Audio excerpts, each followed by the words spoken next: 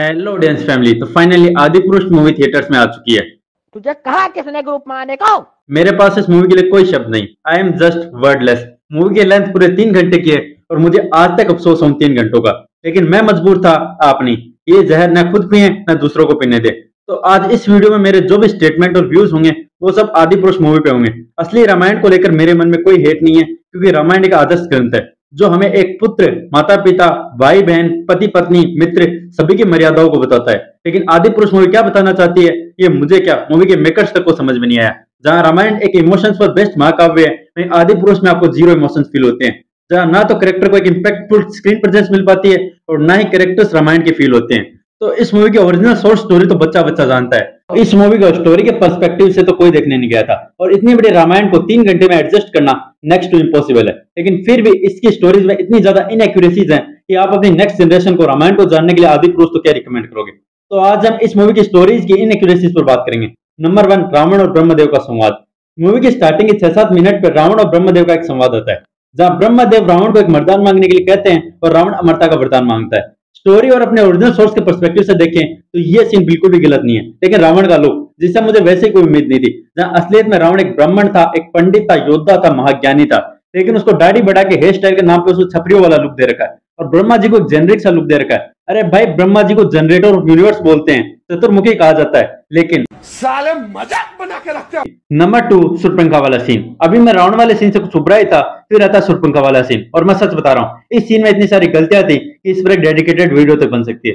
जहाँ सुरपंखा के श्रीराम से मिलने को लेकर वहां के इवेंट्स तक को बदल दिया गया, और लक्ष्मण जी ने सुरपंखा की सिर्फ नाक के नहीं कान भी काट दिए थे, और वो भी तलवार से। लेकिन यहाँ इनकी तो कुछ अलग ही रामायण चल रही है। नंबर 3, सीतारण। तो इस सीन की इनएक्यूरेसीज को मैं अपने फाइनल ट्रेलर वाली वीडियो में कवर कर चुका हूँ, लेकिन इस मूवी में इतना गलत कैसे हो सकता है भाई? जहां हरण के वक्त के सीन तो मिसप्लेस थे ही, लेकिन यार जब रावण के पास पुष्पक विमान था, जिसे मूवी में 1-2 बार दिखाया भी गया, फिर भी ड्रैगन के शरीर वाले चमगादड़ में बैठ के पूरी मूवी में क्यों घूम रहा था? सच में ये मेरी समझ से बाहर है। और अगर आप लंका में खड़े पुष्पक विमान को देखोगे तो काली लंका में सिर्फ ये ऐसी इकलौती चीज है जो चमक रही थी। आई थिंक पुष्पक विमान को मूवी के मेकर्स ने टीजर में मिले बैकलैश के बाद ऐड किया, जिसकी वजह से इतना ज्यादा नकली लग रहा था। लेकिन मूवी में असली क्या लग रहा था, कोई मुझे ये भी तो बताओ। Emotional damage. Number 4, Bali Sugriva fight. To be honest, जब मैं फाइट सीक्वेंस देख रहा था मुझे सच में फील हुआ कि ये मूवी को फास्ट फॉरवर्ड किसने कर दिया। आई मीन ये फाइट सीक्वेंस कब शुरू होकर खत्म हो गया पता तक नहीं चला। भाई हम तो शुरू होते ही खत्म हो गया यार। और इसके ऊपर का सीजीआई प्ले स्टेशन से तो फिर भी दूर का कंपैरिजन हो जाएगा।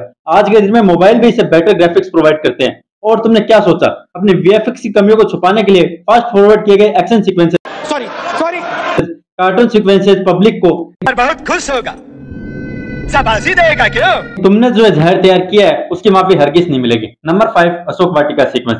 फर्स्ट ऑफ ऑल इंद्रजीत, जिसे एक तो फ्लैश की सस्ती कॉपी बना दिया, इसके ऊपर से इसका टैटू वाला लुक, जिससे पूरा सफोला लग रहा था। और भाई अशोक वाटिका वाला सीक्वेंस, जहाँ एक असुर हनुमान जी को बोलता है तेरी बुआ का बगीचा है जो है हवा का न्याय है, फिर एक कैरेक्टर हनुमान जी को बोलता है तू जानता भी है मैं कौन हूँ, धागड़ासुर, मरेगा बेटा आज तो अपनी जान से हाथ धोएगा। फिर हनुमान जी बोलते हैं हाथ नहीं मैं दागड़ी खोल दूंगा।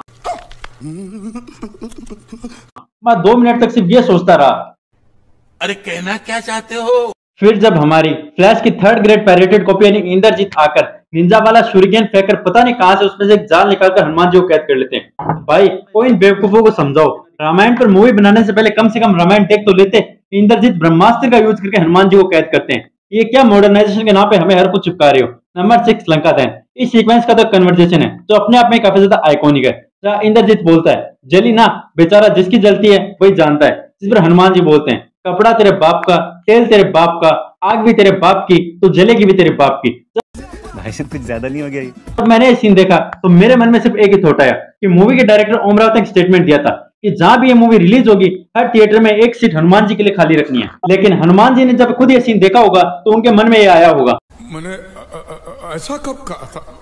अरे नहीं, आपने कहा था। Number 7, Lakshman Indrajit battle. इस बैटल को तो कब शुरू करके कब खत्म भी कर दिया पता ही नहीं चला। फिर जब लक्ष्मण जी मूर्छित हुए तब हनुमान जी को संजीवनी बूटी लाने भेजा, और ओरिजिनल सोर्स रामायण के अकॉर्डिंग हनुमान जी को यह समझ नहीं आया कि असली संजीवनी बूटी कौन सी है, तो वो पूरा पर्वत उठा के लेके आए। लेकिन इस मूवी में पता क्या दिखाया गया, हनुमान जी सोचते हैं आज एक मूर्छित हुआ कल और भी होंगे, तो पूरा पर्वत ही उठा के ले जाता हूँ।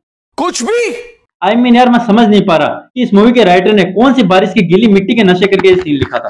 बाकी ये सब सीन तो वो हैं जो मेजर है। बाकी गिद्धराज जटायु को ईगल दिखा देना, रावण के 10 सिर को डबल डेकर बस की तरह ऊपर नीचे करके दिखाना, उनके नीचे नाइट्रो बूस्टर की हेल्प से उड़ते हुए दिखाना, और रावण की सांपों से मसाज, और यार ये सब तो फिर भी ठीक था। एक सीन में रावण को लोहा पीटते हुए दिखाया गया। भाई वो तीनों लोगों को थर्रा देने वाला एक ब्राह्मण योद्धा मां ज्ञानी था, उसे दिहाड़ी मजदूर दिखाना जरूरी थोड़ी था। अब यार अगर मैं इस मूवी के फ्लॉज गिनाने बैठ गया तो ये वीडियो 1 घंटे से भी ज्यादा की बन जाएगी। तो अब आगे बढ़ते हैं मूवी के सिनेमेटिक रिव्यू की तरफ। तो आदिपुरुष की कास्टिंग और स्क्रीन प्ले वाइज काफी ज्यादा वीक थी। जहां इसकी कास्टिंग की बात करें तो प्रभास एज श्री राम, सन्नी सिंह एज लक्ष्मण, कृति सजन एज सीता माता, Saif Ali Khan as Ravan, Devdutt Nagi as Hanuman ji, Sonal Chauhan as Mandodari, वत्सल सेठ एज इंद्रजीत। और सबकी एक्टिंग की बात करें तो प्रभास श्री राम के रोल में एक पुअर कास्टिंग थी, जहां उन्होंने एक ही एक्सप्रेशन में पूरी मूवी निकाल दी। जहां उनके लुक से श्री राम जी की डिसेंसी, शीतलता और मधुरता सब कुछ पूरी तरह से मिसिंग था। इसके ऊपर से कुछ सीन्स में उन पर इतना ज्यादा फिल्टर लगा दिया जो दिखने में काफी ज्यादा अजीब लग रहा था। एक्टिंग वाइज सैफ अली खान का परफॉर्मेंस काफी ज्यादा अच्छा और स्ट्रॉन्ग था, पर उनका लुक और हरकतें ऐसी बना दी कि वह रावण वाली कम और किसी छपरी वाली ज्यादा लग रही थी। बजरंग बली को तो इस मूवी में कॉमेडिक एसेंस बनाकर छोड़ दिया, जिसमें पूरी तरह से फेल हुए। बाकी लक्ष्मण जी और सीता माता इस मूवी में इतना ही रोल है जितना सलमान भाईजान की मूवी में हीरोइंस का होता है, मतलब zero, I mean total zero. मुझे क्यों तोड़ा? मूवी की राइटिंग इन दोनों कैरेक्टर्स की इंपॉर्टेंस कभी फील करा ही नहीं पाती। मिस कास्टिंग के साथ साथ मूवी का स्क्रीन प्ले भी काफी ज्यादा इनकंसिस्टेंट है, जहाँ कई जगह तो मूवी का स्क्रीन प्ले जंप करता है और कई जगह मूवी एक जगह पूरी तरह से ठहर जाती है, जो मूवी का एक्सपीरियंस ऑलमोस्ट खत्म कर देती है। अगर इस मूवी के इकलौते पॉजिटिव पॉइंट की बात करें तो वो है मूवी के सॉन्ग्स और बैकग्राउंड म्यूजिक। अजय अतुल के म्यूजिक ने इस मूवी को सच में थोड़ा देखने लायक बना दिया, और कुछ गानों की प्लेसमेंट तो इतना स्टूपिड थी। जहाँ एक सीन में जब हनुमान जी श्री राम को सीता माता का आभूषण देते हैं तो फ्रॉम नोवेयर एक रोमांटिक गाना आ जाता है, जिसकी सच में कोई जरूरत नहीं थी। और बस यार मैं लास्ट में सिर्फ इतना ही कहना चाहूंगा, या तो हिंदू धर्म के किसी महाकाव्य पर मूवी बनाओ मत, और बनाओ तो अच्छी बनाओ, या तो करो मत, और करो तो बढ़िया करो। और रामायण को जानने के लिए मैं ये मूवी तो किसी को रिकमेंड नहीं करूंगा, क्योंकि ये जो कुछ भी है, लेकिन रामायण तो बिल्कुल नहीं है। इससे अच्छा तो आप रामानंद सागर वाली रामायण देख लो, क्योंकि रामानंद सागर वाली रामायण 36 साल पहले की है, और भले उसकी स्क्रीन और विजुअल क्वालिटी थोड़ी कम हो, लेकिन उस शो के कैरेक्टर्स का कैरेक्टराइजेशन और डायलॉग सच में आपकी लाइफ में कुछ वैल्यू ऐड करते हैं। तो वैसे तो मैंने आज तक किसी मूवी को रेट नहीं किया, बट आदिपुरुष को मैं 10 आउट ऑफ 2 की रेटिंग देना चाहूंगा। और ये 2 पॉइंट्स में मैं अजय अतुल के म्यूजिक और सैफ अली खान के थोड़े बहुत एफर्ट्स को देना चाहूंगा। इस दहर से जितना हो सके दूर रहें और लोगों को भी दूर रखने का ट्राई करें। और अगर आपने मूवी देख ली तो आपका एक्सपीरियंस कैसा रहा कमेंट सेक्शन में बताएं। अगर रिव्यू पसंद आया हो तो वीडियो को लाइक और शेयर करें, और ऐसे ही मूवी रिव्यूज के लिए subscribe audience review channel. Thank you, have a nice day.